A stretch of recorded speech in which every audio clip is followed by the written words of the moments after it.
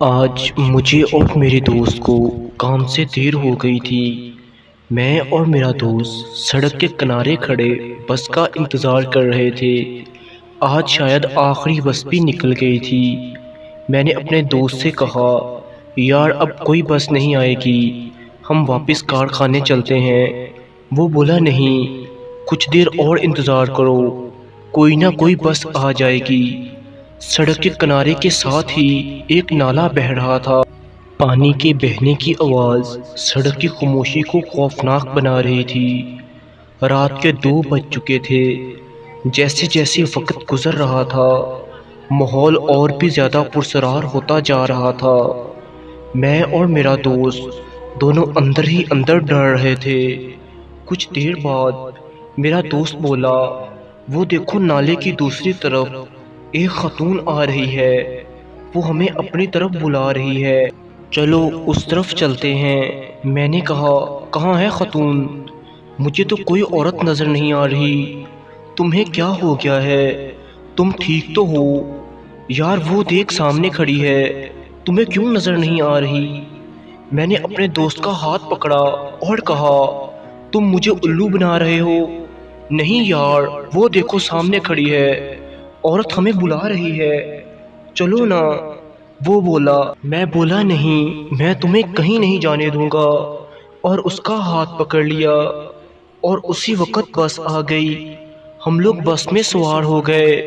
وہ بس میں بیٹھا بھی ضد کر رہا تھا، یار وہ دیکھو سامنے وہ عورت مجھے بلا رہی ہے۔ میں نے اسے کہا، بھائی وہاں کچھ بھی نہیں ہے، صرف ویرانہ ہے، یہ صرف تمہارا وہم ہے۔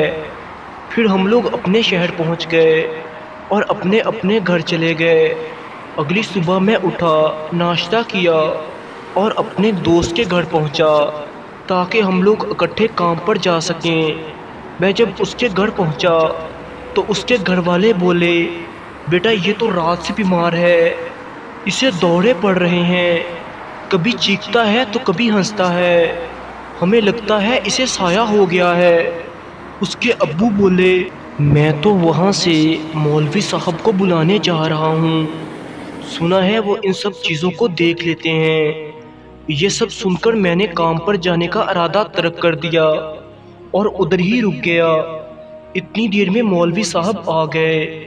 انہوں نے پوچھا، کل رات کیا ہوا تھا؟ میں نے انہیں سب کچھ بتا دیا۔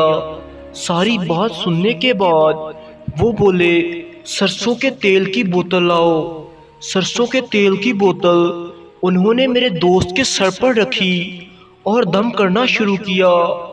جیسے ہی مولوی صاحب نے دم کر کے اس کے اوپر پھونکا، اس کے منہ سے زوردار چیخ نکلی اور وہ بے ہوش ہو گیا۔ مولوی صاحب نے اپنا دم پورا کیا اور بعد میں بولے، اگر تم لوگ کل اس عورت کے پاس چلے جاتے تو جانی نقصان ہو سکتا تھا، وہ عورت نہیں جننی تھی۔ مولوی صاحب یہ سب بتا کر چلے گئے۔ کچھ دیر بعد میرا دوست ہوش میں آ گیا اور اس کے اگلے دن سے ہماری زندگی روٹین پر آ گئی۔